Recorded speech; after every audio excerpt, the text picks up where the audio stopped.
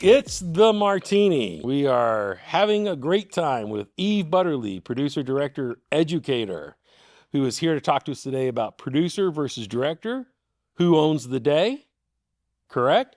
We have our producer, Eric Matthews, over there, producer, director, talent extraordinaire. And so we're talking about producer versus director. Who really owns the day? Do you have an opinion on this? Have either of you?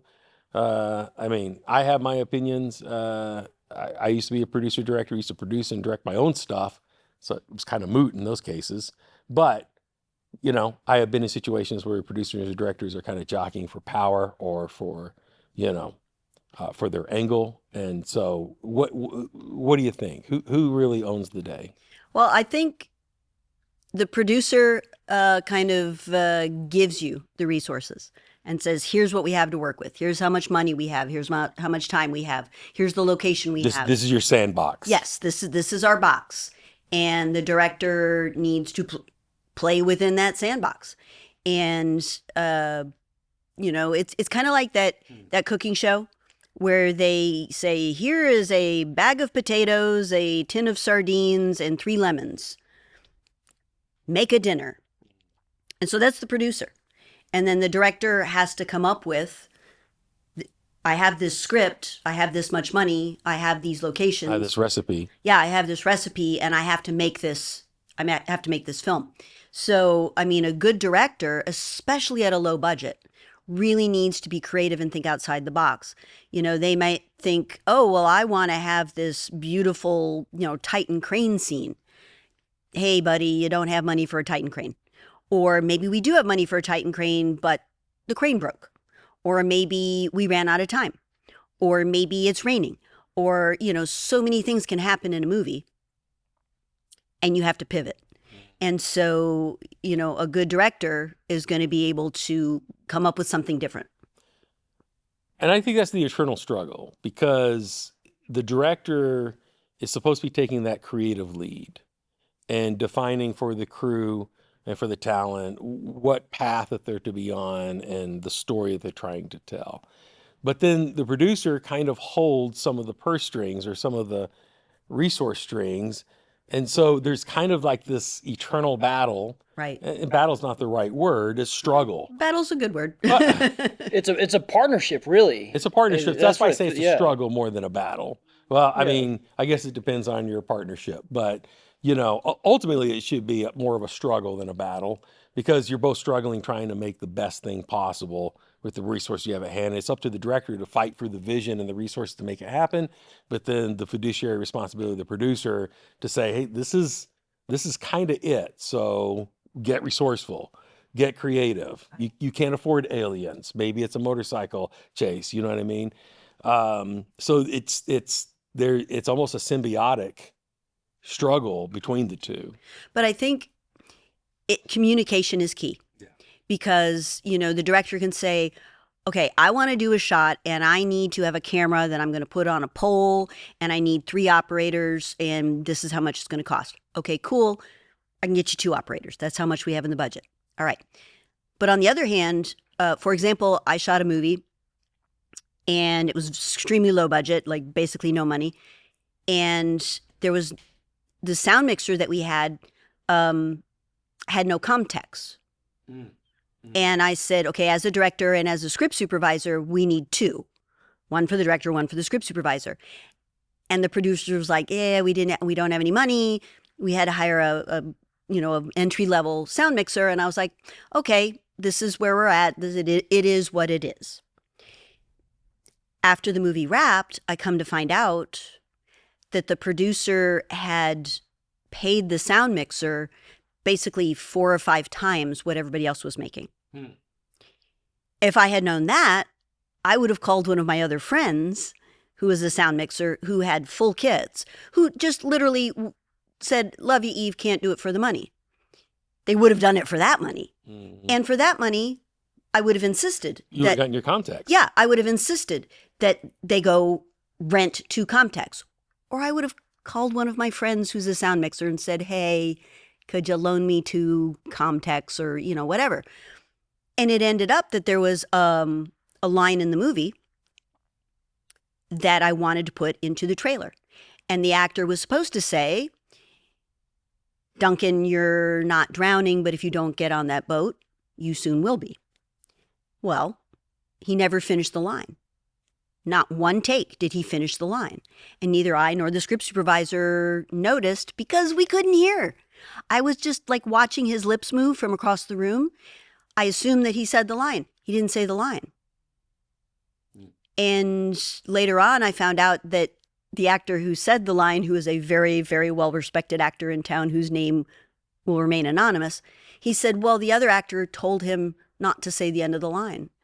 And I said, since when do you take direction from other actors? And it like dawned on him and he went, I'm so sorry. And I said, well, you were going to be in the trailer, buddy, but now I can't. But the producer never told me that he had like quadrupled the budget for this particular sound mixer. And don't get me wrong, whatever he negotiated with his producer, that was fine. But at that level, I would have insisted. But I didn't know. Mm-hmm. Back to who controls that. Maybe you guys can help me out a little bit too, because I'm still kind of in the beginning directing and producing myself.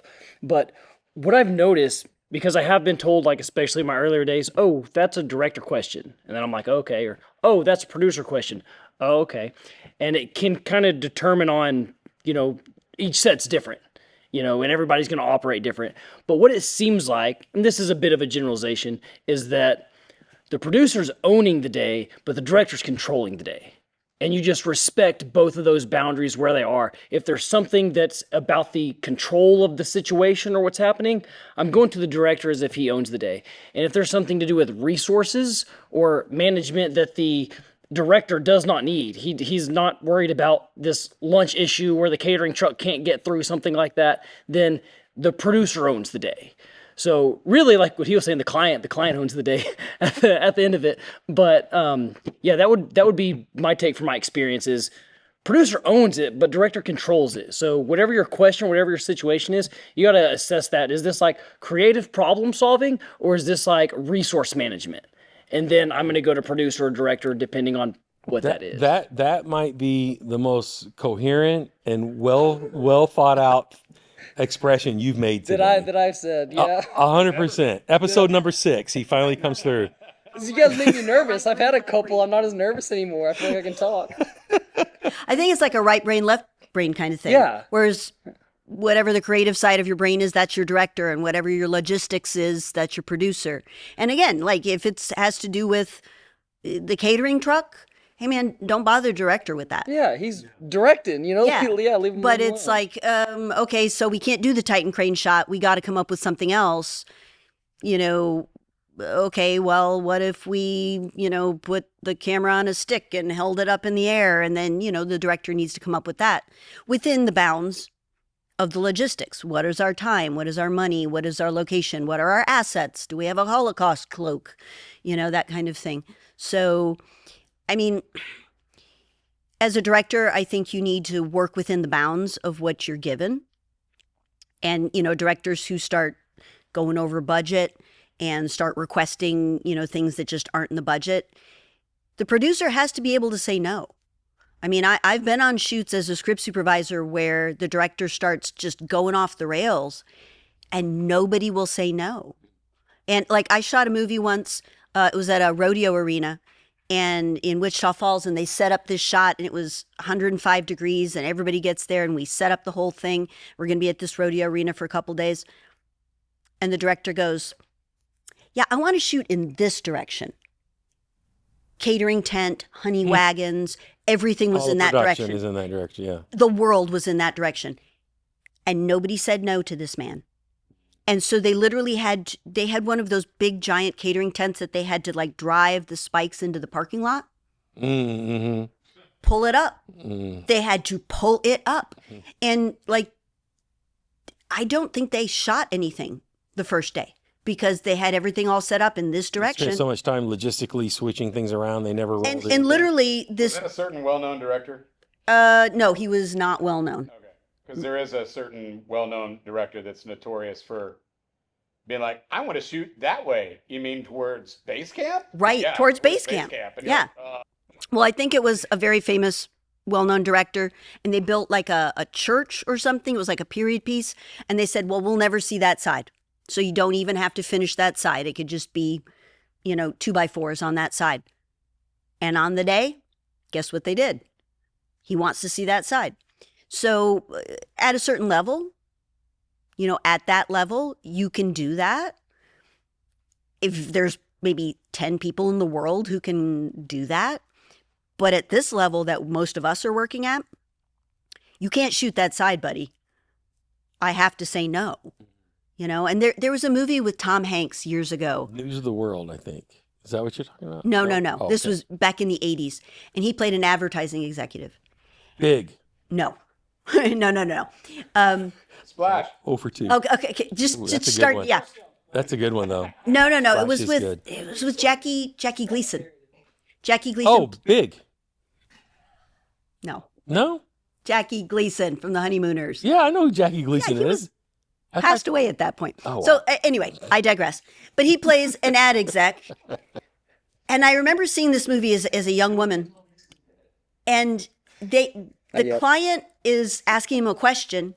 And he says, totally deadpan, no, I would not allow you to do that. And they said, well, what if we insist? And he said, I would tell you you're making a mistake, and then I would walk away. And I thought, I want to have that power someday. Yeah, I was maybe 15 when I saw this movie. I want to be that person that just says, nope, not going to do it. Yeah. That's a lot of power to be able to say that. It is. Absolutely. Either as a producer or a director. The producer to say, I'm not going to allow you to put these people in danger, for example. Or I'm not going to allow you to go over budget. Or I'm not going to allow you to work people this late. Or as a director to say, no, I'm not going to hire people for this amount of money. Or no, I'm not going to shrink this department down to this size. Right. That's power. Alejandro. Yeah. What you got, bro? On the producer versus director power struggle thing, I think basically the producer owns all of the pre-production and everything up to the day of the actual shoot. If it's 1 day shoot, 3 day shoot, whatever it is, and then that responsibility is then handed over to the director to then use the resources which have been given to him, the talent, the crew, and all that stuff, the locations, and then do the best he can with what he's been given. Now, Or she. if you're or she, sorry, and I think that if a situation arises where the director wants something, then I think the producer then has the authority to go to the client and just ask the client, just put it out there and say, especially if it's a client suggestion. But if the client says, we're going to need this piece of equipment or we need to do this, then you explain it in such a way that either the client says yes or the client says no. And then you get back to the director and you say, sorry, or yeah, you're good to go. But I think that clears up a whole bunch of stuff on the day of production as far as that power struggle. And I think then that keeps everybody happy, with an understanding. Sometimes you win and sometimes you lose. You just have to be able to keep that balance as you move through the day's work. Thank you, Alejandro. That yes, for producers versus directors, who owns the day. Eve Butterly, thank you for being on the show. Really appreciate it. Delightful pleasure. Delightful pleasure. Thank you so much. And everyone out there, just keep staying creative. We all are invested in trying to make it to the Martini.